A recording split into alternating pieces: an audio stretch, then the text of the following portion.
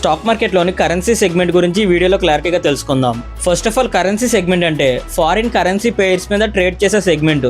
అయితే ఈ సెగ్మెంట్లో మనం ట్రేడ్ చేసేది యూఎస్ డాలర్, అలాగే యూరో, అలాగే బ్రిటిష్ పౌండ్, అలాగే ఈ జాపనీస్ యెన్, ఈ కరెన్సీ పేర్స్తో అయితే మనం ట్రేడ్ అయితే చేస్తాము. సో మీకు ఇంకా సింపుల్గా చెప్పాలంటే డిఫరెంట్ కంట్రీస్కి సంబంధించిన కరెన్సీస్ని బై అండ్ సెల్ చేయడాన్ని కరెన్సీ సెగ్మెంట్ లేదా ఫోరెక్స్ మార్కెట్ అంటారు. అయితే ఇండియాలో ఈ కరెన్సీ ట్రేడింగ్ అనేది ఎక్కడ జరుగుతుందంటే ఎన్ఎస్సి కరెన్సీ సెగ్మెంట్, అలాగే బిఎస్సి కరెన్సీ సెగ్మెంట్, అలాగే ఎంసీఎక్స్ వంటి ఎక్స్చేంజెస్ లో జరుగుతుంది. అయితే మన ఇండియాలో మోస్ట్లీ ట్రేడ్ అయ్యే పేర్స్ ఏంటంటే యూఎస్డి ఐఎన్ఆర్, అలాగే యూరో ఐఎన్ఆర్, అలాగే జీబీపీ ఐఎన్ఆర్, అలాగే జేపీవై ఐఎన్ఆర్. సో ఓవరాల్ గా ఈ పేర్స్ అయితే ఎక్కువగా ట్రేడ్ అవుతూ ఉంటాయి.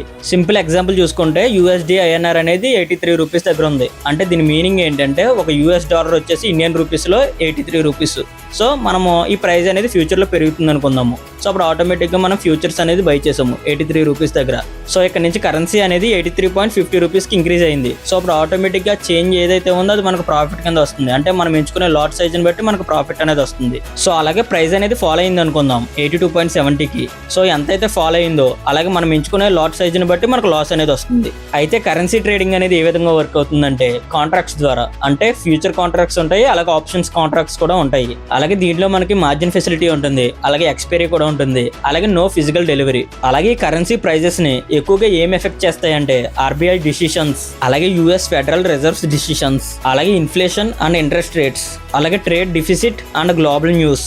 అయితే కరెన్సీ ట్రేడింగ్ అనేది ఎందుకు చేస్తారంటే ఫస్ట్ ఆఫ్ ఆల్ హెడ్జింగ్ కోసం, అంటే ఇంపోర్ట్ అండ్ ఎక్స్పోర్ట్ కంపెనీస్ అనేవి హెడ్జింగ్ కోసం చేస్తాయి. అలాగే నెక్స్ట్ షార్ట్ టర్మ్ ట్రేడింగ్ కోసం, అలాగే స్టాక్స్ తో కంపేర్ చేస్తే కరెన్సీ సెగ్మెంట్ లో వాలటాలిటీ అనేది తక్కువగా ఉంటుంది. అలాగే లాస్ట్ డైవర్సిఫికేషన్ కోసం, అంటే రిస్క్ ని డైవర్సిఫై చేసుకోవడానికి. అయితే కరెన్సీ ట్రేడింగ్ లో రిస్క్ చూసుకుంటే first of all leverage risk, అలాగే నెక్స్ట్ గ్లోబల్ న్యూస్ ఇంపాక్ట్, అలాగే నెక్స్ట్ ఏదైనా బిగ్ అనౌన్స్మెంట్ వచ్చినప్పుడు మూమెంటం అనేది ఫాస్ట్ గా ఉంటుంది. సో ఓవరాల్ గా సింపుల్ గా చెప్పాలంటే equity is equal to company performance, అదే currency is equal to country performance. So ఇది ఓవరాల్ గా వీడియో.